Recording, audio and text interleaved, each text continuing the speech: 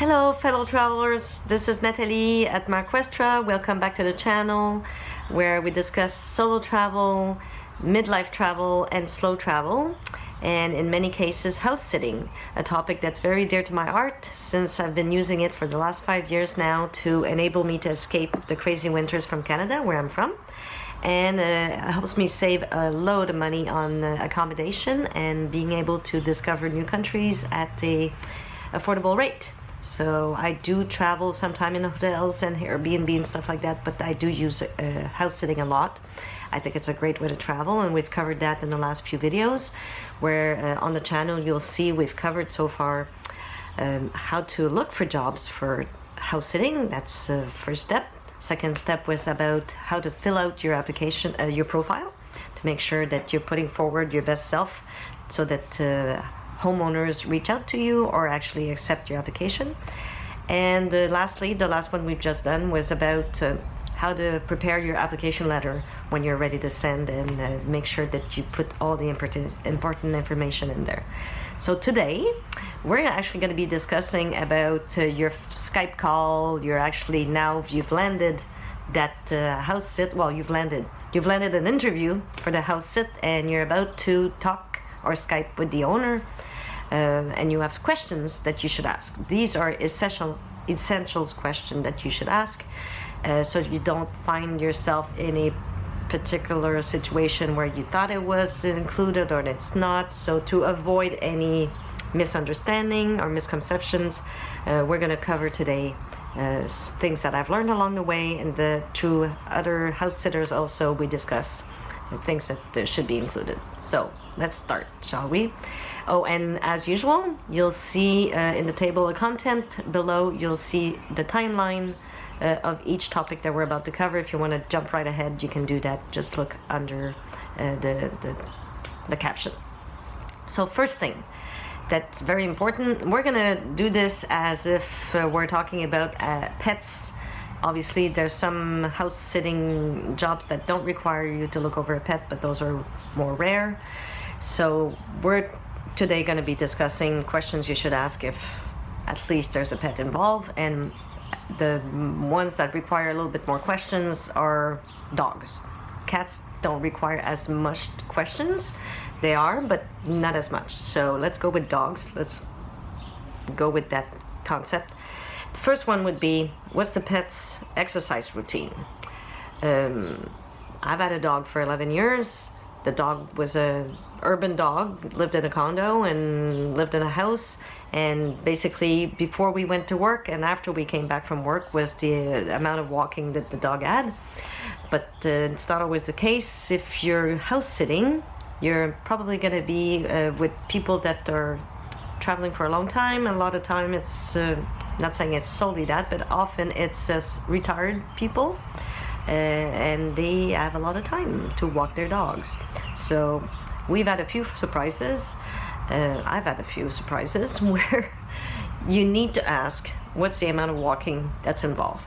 If you expect to just stay home, then it's fine, and you're looking forward to this as a way to exercise and keep you in shape. Good for you.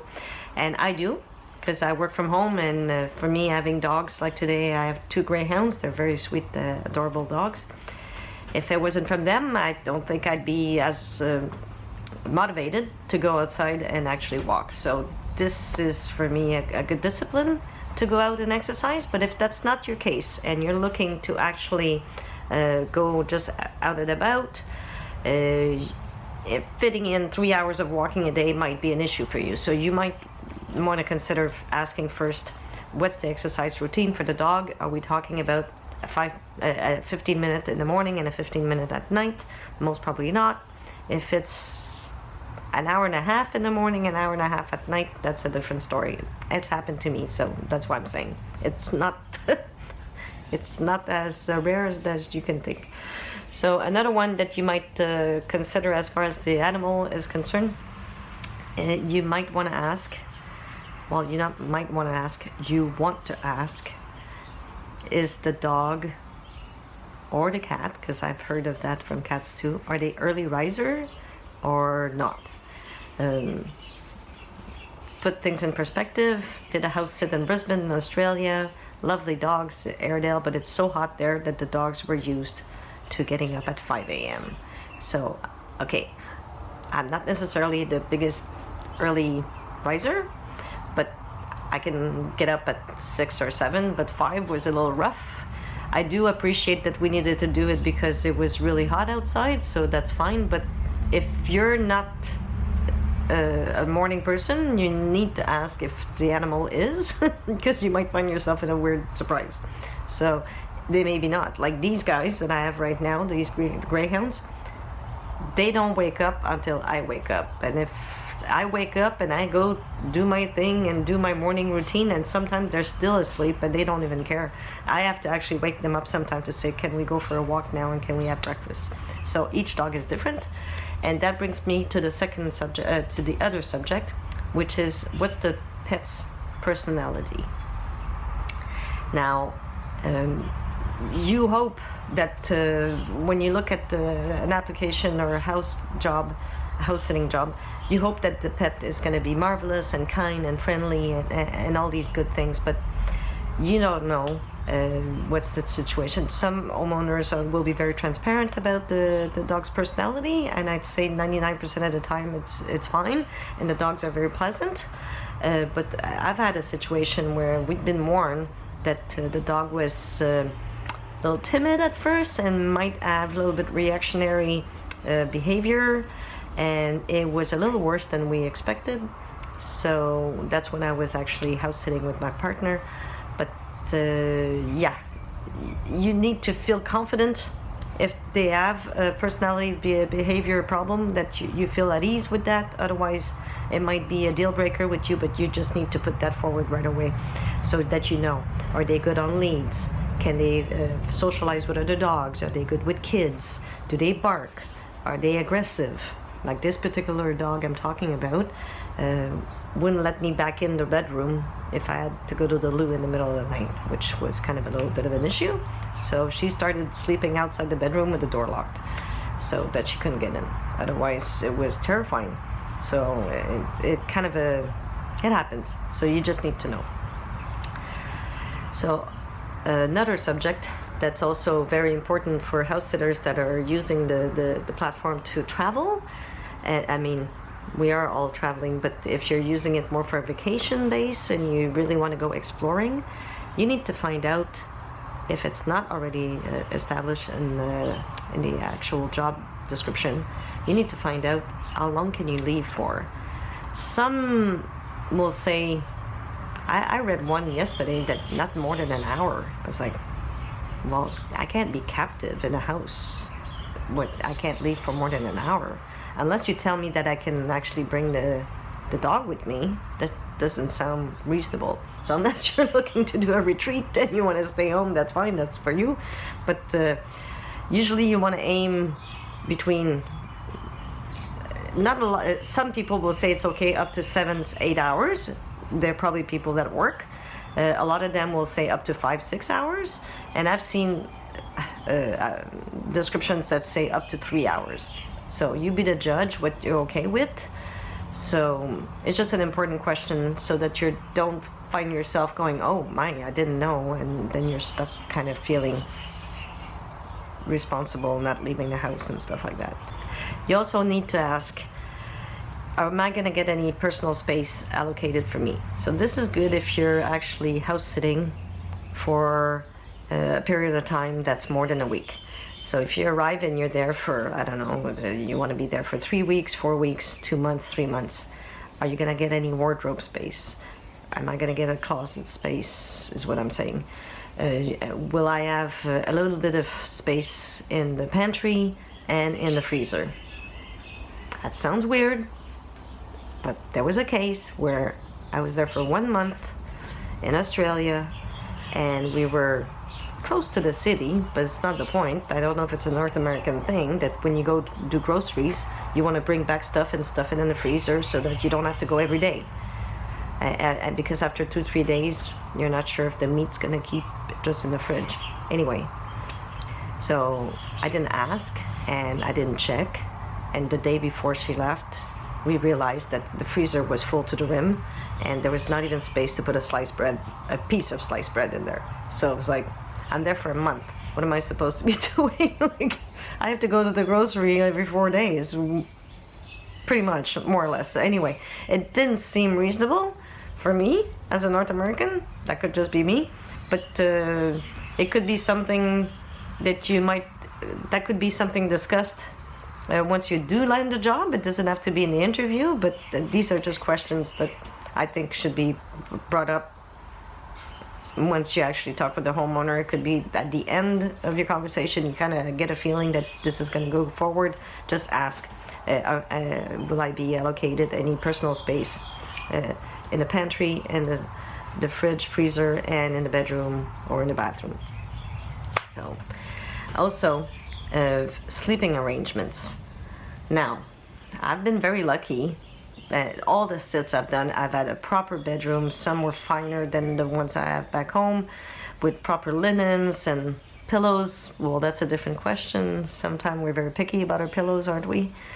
But I've always been very privileged of having very comfortable sleeping arrangements and very adequate, with somewhat magnificent views, overlooking, sheep grazing and beautiful mountains and spectacular.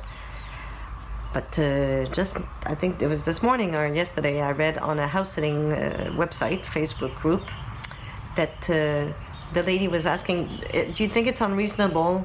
I need to reach out to you guys. The homeowner came back to me and said that I needed to bring my own towels and I'll be sleeping on a inflatable mattress.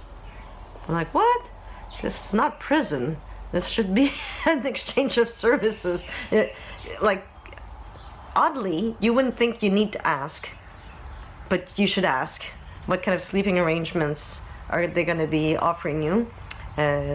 Do you have a proper bedroom, or is it going to be like some kind of nook in the house? So make sure you check that out. That would be so uncomfortable to arrive there and suddenly find out that you're kind of like the hired help and put in, but not even, that sounds even worse than hired help. So you never know. Some people, they're very strange. So we've covered pretty much the inside of the house. As far as sleeping and personal space and comfortable with the dog in and out. Is it an inside dog, an outside dog? What's his routine? What kind of exercise? Is he aggressive? Is he nice and can I cuddle him or whatever? So I don't know why my nose is so itchy. Sorry. And now, once you're inside the house, also you might want to consider, is there any Netflix? Or what's it called? Hulu? Or any kind of movie channel or network and stuff like that. So I say that not because I'm not really a TV person or a series person, but if you are and you arrive here, like, they don't have that. They have normal cable TV, which is fine, but I don't know any shows here in New Zealand. So I'm in New Zealand right now. I've been for a few months and will be for a few more months.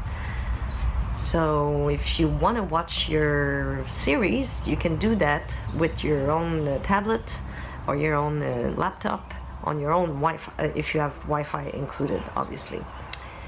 Now, you will need 2 features to do that. You'll need a good Wi-Fi, which is the next topic we need to talk about, and you will need also a Chromecast enabler to display it on the TV if you want.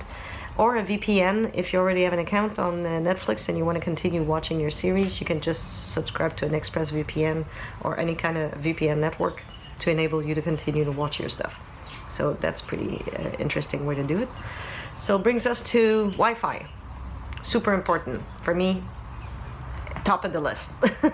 I can't do any blogging or any kind of job if I don't have proper Wi-Fi.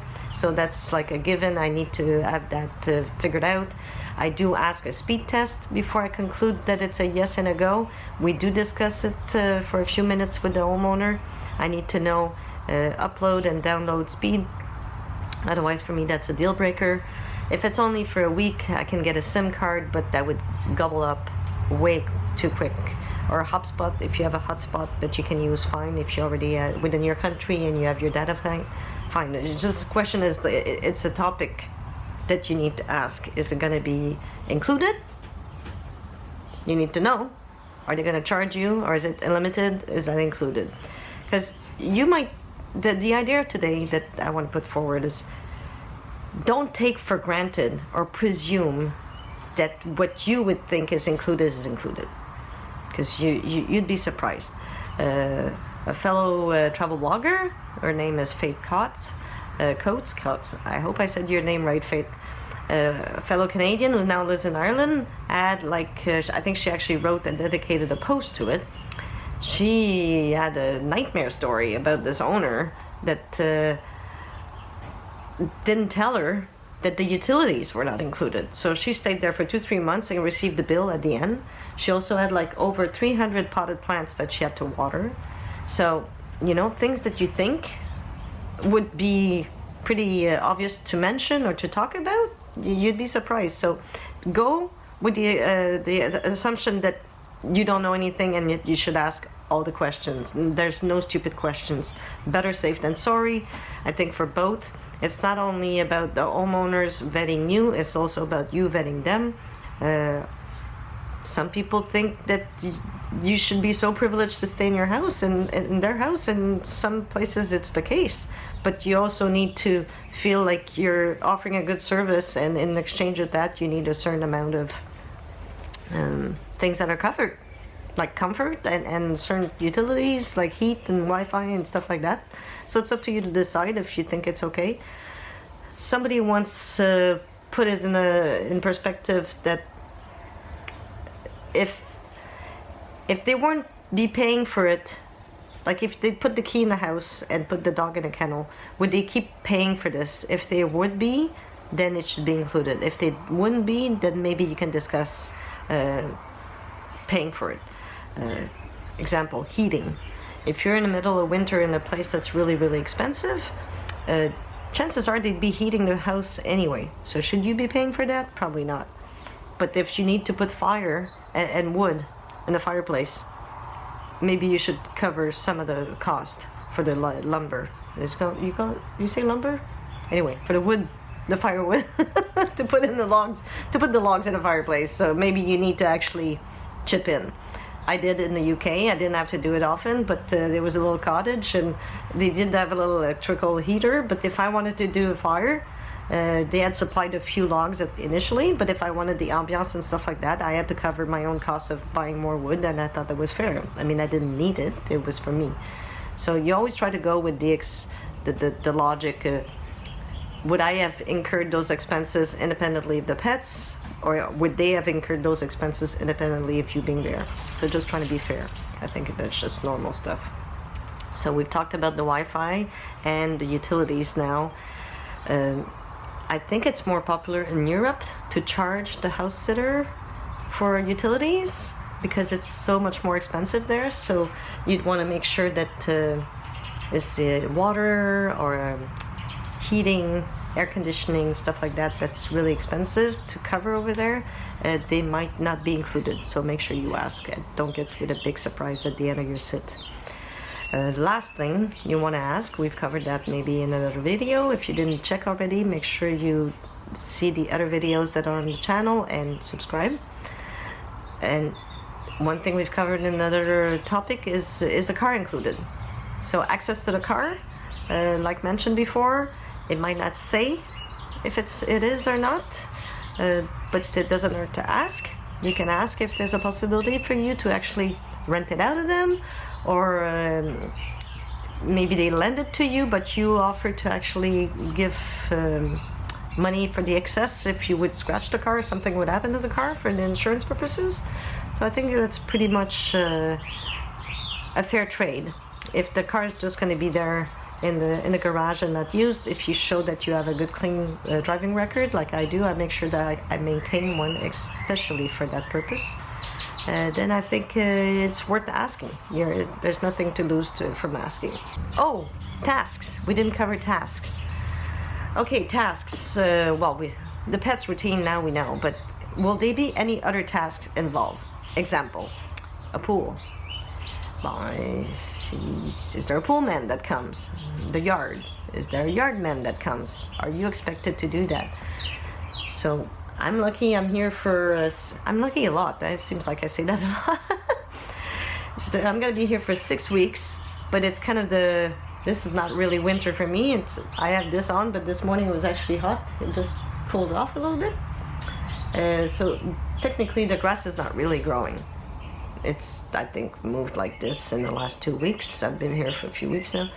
So there's no weeding to do. It's the end of fall. So if you're in a place that needs mowing, is there somebody who does it? Are you expected to do it? What's the actual tools that are provided for you to do so? I've had sits where an actual house cleaner came every 2 weeks. Sometimes the landscape people are included. It's just a question that you need to figure out. Because if it's a big place and there's nobody taking care of the property, that's going to be a lot of work. So you just need to find out. Did we talk about visitors?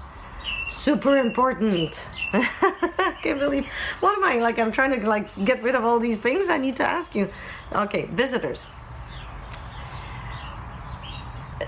You might not need to ask if you're going to be in a spot that you don't think you'll never meet anybody, but if you do, let's say you go for 2 weeks, I'm going to say Spain because I'd like to go to Spain, or France, or someplace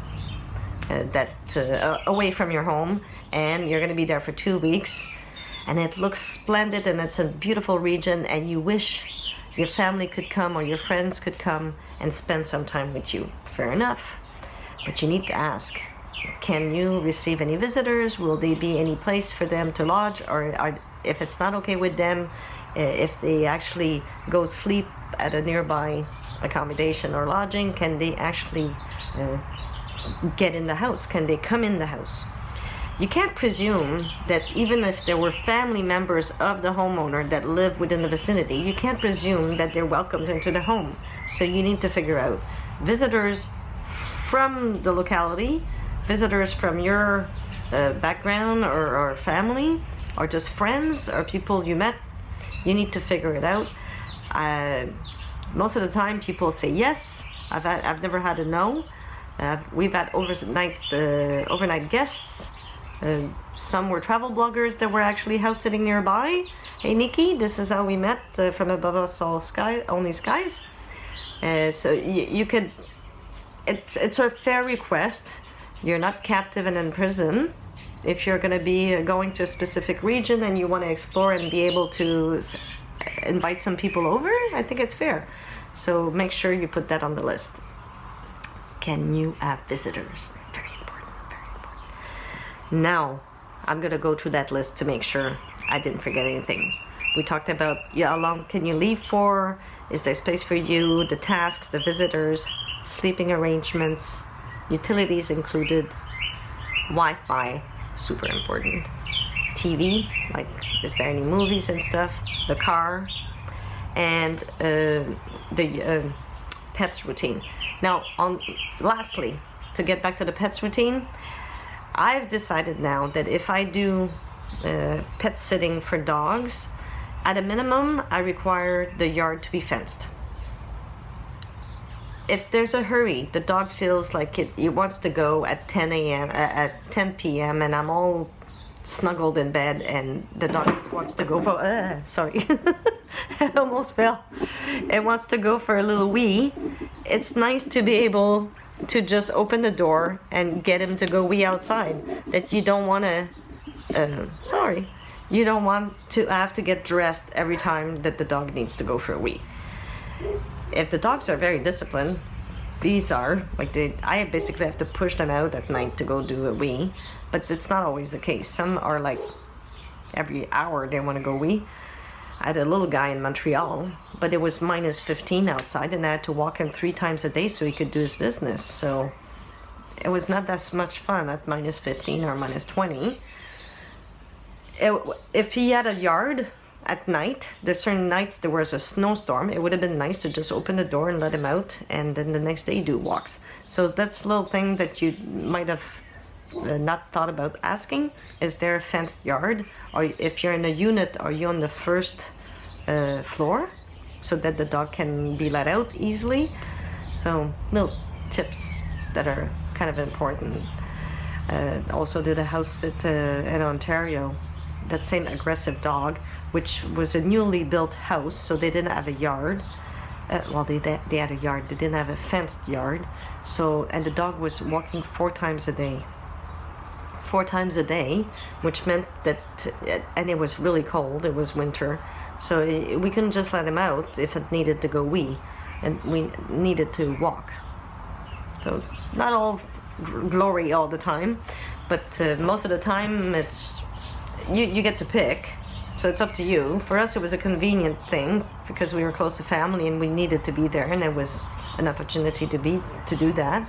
But you get to pick and choose which one you want to apply on. Just make sure you ask the proper questions. So this was, for real this time, the house sitter checklist.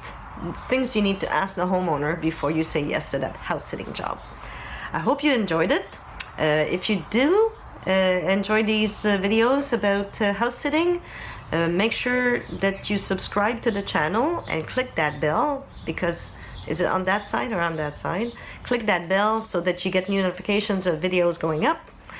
Don't be shy and ask questions. I do get them in the comments. I'd be happy to answer any questions that you have, or the things you think I've forgotten to mention in this video. Please mention it in the captions, in the comments. And we'll see you very soon on the next video, maybe about house sitting, maybe about travel.